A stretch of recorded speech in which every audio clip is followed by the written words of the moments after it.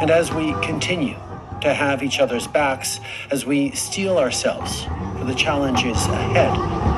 Okay, guys, if I did meet someone cool, I told you I would. I have TK from Winnipeg Alternative Media. And do you guys remember that we've gone down and we've looked at the Unity Cup game, the championship that's been going on? We've been following that. So while I was out of Ottawa, something happened last night. I'm going to let TK tell you all about it. Well, hey there, folks. I'm not the creator of the cup, but I have befriended Ron, and actually it turns out we grew up in the same small town, knew the same people. I had to come all the way to Ottawa to find that out. So anyways, I come down every morning like I usually do and hook up with Ron, help set up, and just be part of the love and community that's there. Our bus shack is empty. Over 50 hockey sticks, everything's gone. All that's left are the 2 nets. So I get on the phone, I call Ron, I'm here. There's only, what happened? Well, in the middle of the night, one of the guys who I guess runs one of the pizza ovens down there, he witnessed about 30 officers show up with a City of Ottawa truck, and they took all of the sticks, all of the pads, all of the gear, the chairs, the tables, everything that we had in the bus shack. All that were left were the 2 nets, which were stored over by one of the convoy vehicles. So your first immediate thought, you go right to triggering anger, but then Ron comes around the corner with a Patriot, and he's got 12 new hockey sticks in his hand. He comes over, bang, there are people right there. We sang the anthem, the puck was dropped, and the game continues in spite of them trying to shut down one of the most beautiful things that I've ever been a part of or associated with. And the game goes on. So this really speaks to the whole concept of the Unity Cup. The Unity Just Cup. the way Canadians come together and we are unified and nothing is going to stop us. Nothing's going to stop us because they have no weapon against the light. They have no weapon against love. That's right. And we have to be there for one another. I know you're wondering about what you saw in our capital city this weekend. As my friend Erwin Kotler said on Saturday, freedom of expression, assembly, and association are cornerstones of democracy. But Nazi symbolism, racist imagery, and desecration of war memorials are not. It is an insult to memory and truth. Hate can never be the answer. Over the past few days, Canadians were shocked and frankly disgusted. Optimistic, hopeful vision for public life isn't a naive dream. It could be a powerful force for change. If Canadians are to trust their government needs to trust Canadians. Those are the words of the Prime Minister in 2015. These people, very often misogynistic, racist, women haters, science deniers, the fringe. Same Prime Minister 6 years later as he fans the flames of an unjustified national emergency. So, Mr. Speaker, when did the Prime Minister lose his way? When did it happen? The Right Honourable Prime Minister. Mr. Speaker, Conservative Party members can stand with people who wave swastikas. They can stand with people who wave the Confederate flag. We will choose to stand with Canadians who deserve to be able to get to their jobs, who be able to get their lives back. Kristen Pyatt. I am from Tillsonburg, Ontario. I just wanted to say a little story today about how COVID has kind of affected me and my family. My Nana, she was 98 years old. She had been struggling a little bit near the end of COVID, well, not the end of COVID, but the last couple months when shit got a little bit rough. And she went into the hospital, and I actually couldn't go see her when she was about to pass away. I wasn't able to actually go in and talk to my Nana and say goodbye to her. And I'm a 30-year-old woman, so I've obviously had that's my great-grandma. Like, not a lot of people these days have a great-grandparent that they can talk about and talk to. And I wasn't able to say goodbye to her, so that was a very emotional experience for sure. So, yeah, definitely wanted to talk about that. Cool. Thank you so much. You're amazing. Thank you so much. Thank you. I really appreciate God you. bless. God bless. Thank you so much. Okay. That's why she didn't want to do it. She's crying. Over the past few days, Canadians were shocked and frankly disgusted. Parkland. Mr. Speaker, I've never seen such shameful and dishonorable remarks coming from this Prime Minister. My great-grandfather flew over 30 missions over Nazi Germany. My great-great-uncle's body lies at the bottom of the English Channel. There are members of this Conservative caucus who are the descendants of victims of the Holocaust. For the Prime Minister to accuse any colleague in this House of standing with the swastika is shameful. I'm giving the Prime Minister an opportunity. I'm calling on him to unreservedly apologize for this shameful remark. Kinga. I love your hat. Thank you. You want trade? Pardon? You want trade? Mine's blue. Yeah, no, I like mine with the nice little Canadian symbol. Where are you from? London, Ontario. London. Yes. I'm from Sarnia. There you go. Very We're close. neighbors. Yes, we are. Yes, we are. All right, what would you like to share with the world? Nothing, that this is a really good cause. It's not about what people think it is. It's just about freedom. The freedom to just see a doctor if you're not vaxxed. Or a specialist if you're not vaxxed. In my case, a neurosurgeon for my child. But we had to get the vaccine to see him, even though I didn't want to do it. That's pretty much it.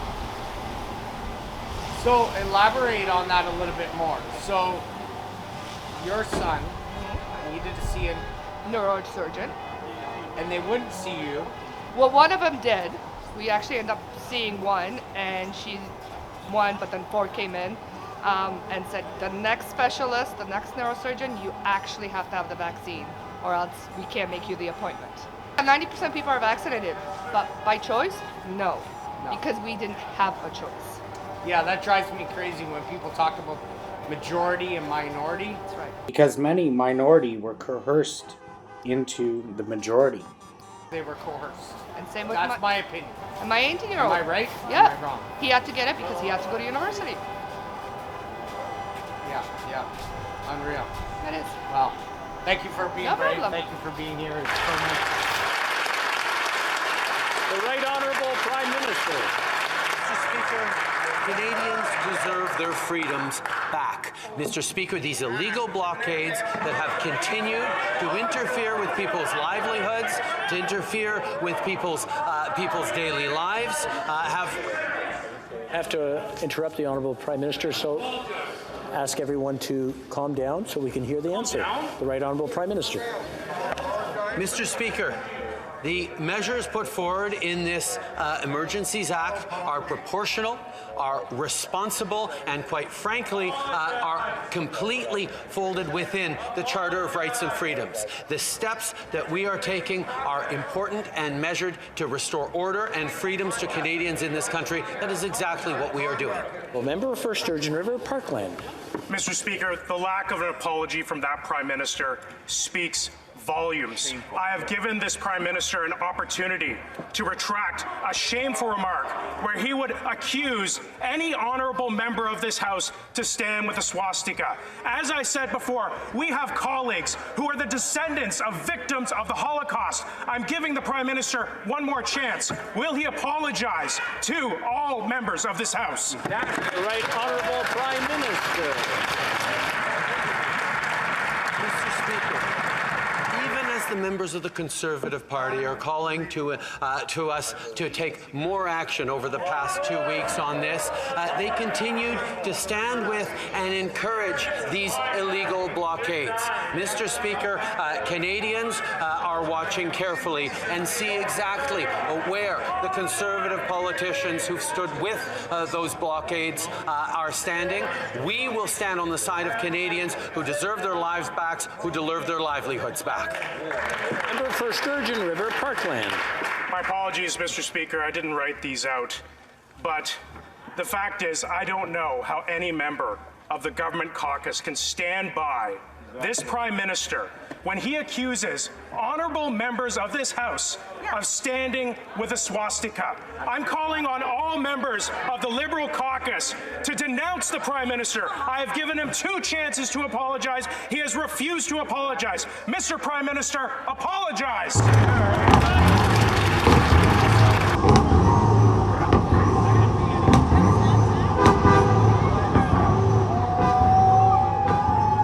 Carla from Sarnia. Hello, Sarnia. Hello, Sarnia and beyond.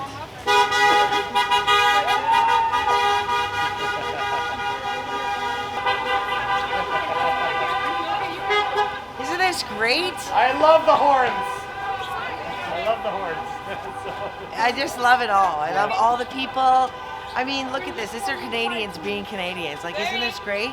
So much unity. Look, hello. Hi there. How about a hug today? Absolutely. Oh, this is what we do, right? Yep. Stand up for one another. Got each other's back. Got it. Freedom. Yeah, like being in Ottawa is the most amazing thing.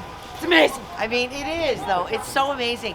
You know, we all felt so alone. Most of us have suffered under immense division within our friends list, with our family, with everyone. And coming here and just seeing the love and the unity. I've hugged literally thousands of people over the last 15 days. Been told that they loved me, complete strangers, and my response is always, I love you more. I mean, you know, the division just has to end. I mean, Justin Trudeau and his government and public health have really done everything they could just to stop or just to create this level of division between vaccinated and unvaccinated. And at the end of the day, we are humans, we are Canadians. Vaccination is a choice. It has absolutely nothing to do with anything. And so because of this and the fear that's been instilled, people just can't, they've broken relationships. I mean personally, my sister wouldn't have Christmas with me because I'm not vaccinated. I exchanged Merry Christmas with her and exchanged a little Christmas present through the glass door at my home. I mean, no hug, no nothing, you know. And I was broken over that. I mean, you know, she's older than I am. I mean, we only have so many years left on Earth. But there's got to be, I was always saying, you know, how can we stop this division? And then I came to Ottawa and I saw that we don't have to be divided. We aren't super spreaders. No one is, I mean, it's the unity here is just unbelievable. And my question is, how do we keep this going? This is like a love movement. This is people being people, Canadians unified in love and respect for one another. We all just want to be free and we want to become one again. I've seen so many signs that say one love, and that is a message that we need to get out to everyone. Whichever side you sit on this, yes, thank you, Bob Marley. I mean, he's been saying it for how long? You know, so whichever side of this you sit on, understand that the fear needs to end now. We don't need to be divided. We have to learn to live with COVID-19. Whether you're vaccinated or unvaccinated, we can all get COVID-19. And, you know, one of the things that I was just talking about with several people is when we started this movement and when the government spoke, my thing was, I thought that the first thing they would discuss would be, you know, would say that this is a super spreader because there's thousands of people and we are not, you know, socially distancing. We're not wearing masks. You know, I would have thought that they were going to expect that we would overrun their hospitals, and we're not. The fear has to stop now. We have to stop dividing human beings. We have to become unified in all ways as Canadians, Family as human first. beings, families. Family first. And I've been sharing lives while I've been here, and people who don't sit on the same side of this are watching it and they're seeing this unity and they're starting to step out of their fear. So I challenge anyone watching this today, step out of your fear. Go and hug someone, tell someone that you love them, call that family member that you've avoided and you know, reconcile, because this is what we need to do. We need to reconcile Canada and rebuild Canada. This is the Great Reset, what you see in Ottawa. Yeah. Yes. You come here. That's how I see it. That's how I see it. That's You're how I beautiful. see it. Good. I hope people listen to that. Yeah.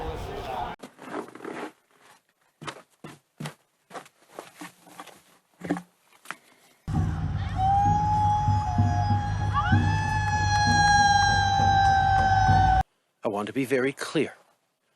We are not intimidated by those who hurl insults and abuse at small business workers and steal food from the homeless. We won't give in to those who fly racist flags.